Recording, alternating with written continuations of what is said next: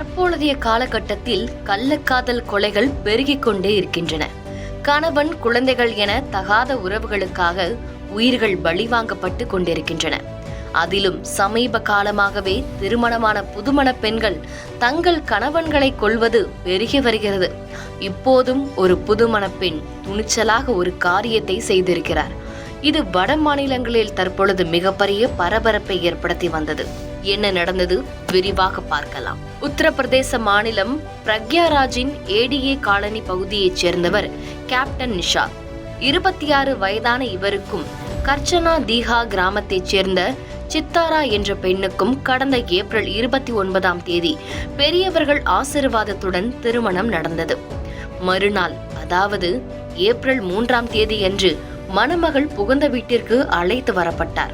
குடும்பத்தினர்கள், உறவினர்கள், நண்பர்கள் புடைசூழ தம்பதி இருவருக்கும் மே 2ஆம் தேதி வெகு பிரம்மாண்டமாக ரிசப்ஷனும் நடத்தப்பட்டது. இதையடுத்து மணமக்களுக்கு முதலிரவு ஏற்பாடுகள் செய்யப்பட்டன.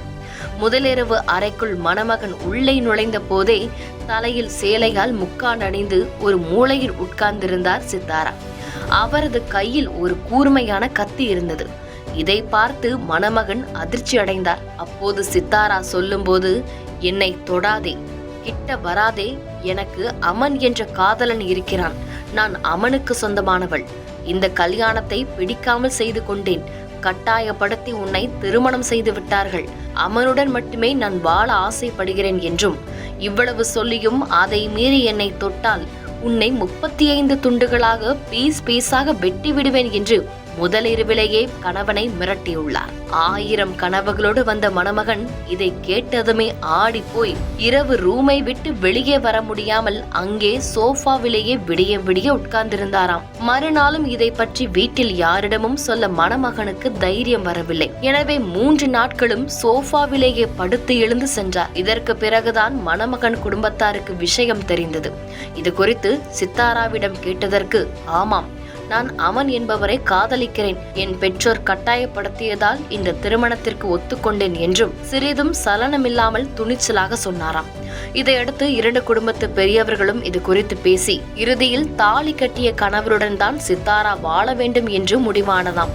இதனால் சித்தாராவும் கணவருடனேயே வாழ்வதாக எழுத்துப்பூர்வமாக ஒப்புக்கொண்டாராம். ஆனாலும் மணமகனுக்கு தினமும் சோஃபாவிலேயே தான் பொழுதும் கழிந்துள்ளது. நாளடைவில் அனைத்தும் சரியாகிவிடும் என்று மணமகன் உட்பட அனைவருமே எதிர்பார்த்தனர். ஆனால் மே 30ஆம் தேதி நள்ளிரவு வீட்டின் பின்பக்க சுவர் ஏறி குதித்து சித்தாரா தப்பி சென்று விட்டார்.